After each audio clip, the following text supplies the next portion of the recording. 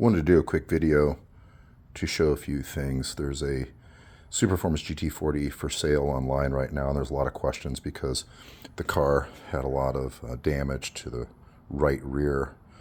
Of course, my car's not had any damage, but I wanted to do a video so everybody could kind of see some of the things that are being discussed and some of the important components here. On both sides of this cross brace here, this is what my welds look like, and you can see this is nice and flat on both sides. There's some questions on the other car as to the welds and whether there may have been some repair there done or not. That I can't really speak to. They weren't all built perfectly the same. I would expect that they were very similar. But in terms of the right rear damage and concerns, there's a lot of mobile points on the suspension here. You can see your upper and lower arms, and you can see the mounting points here, shock mounting point, upper, and then down here, lower mounting points. And what I would want to know if a car took, a significant hit on any corner, is there a four-wheel track alignment available to see that it's in alignment? But my bigger concern is not these things, because I think if it was out of alignment, it wouldn't be too difficult to get it aligned. The greater concern here is what damage could be done to the transaxle from the impact through this half shaft here. The half shaft is a built-in weak point for a reason. So being too aggressive, drag racing and so on, this is not what this transaxle is designed for. And they're expensive, and these are about $350 each. So these are definitely an important potential weak point, although with a significant side impact, that impact drives into the side of the transaxle. And if that RBTZF had any internal issues from a side impact, that could be far more significant, costly, and concerning, in my opinion, if I was looking at a car. There's other questions brought up regarding why would you want a small block versus I guess if somebody's saying a big block, what they're talking about is the FE427 side oiler. Well, a couple things. The small block's preferred by a lot of people because it is far smaller, it fits better.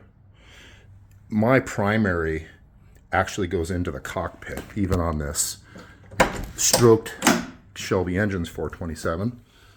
That right there is a custom piece to deal with the primary. You can move the motor more forward, and this motor weighs over 200 pounds less than an FE427 side oiler. Also keep in mind that a lot of GT40s that raced in the 1960s had small blocks. Not all of them were 427s. The very successful ones at Le Mans certainly were, though. So, to a degree, it's preference, but you should understand that this thing has 565 horsepower, 550 foot-pounds of torque, and is many hundreds of pounds lighter than a FE427. So that could be and is my preference. Lastly, there's some questions regarding whether the damage could have caused issues with the exhaust or an exhaust damage. And these cars have a built-in, it's an offset in the exhaust, and you got to get down really close to look. It's a little bit subtle, but it is normal in the bundle of snakes. You can see the right is a little higher than the left, and the reason for that is the configuration of the headers is such that there's crossover here, which, let me see, this on the left bank, second cylinder, and that causes a little bit, this side to be just a little bit higher. And this is a 4-to-1 eventually through a 4-to-2 exhaust configuration. So the offset is not likely because of the damage. As you see, the exhaust is elevated. It's disconnected.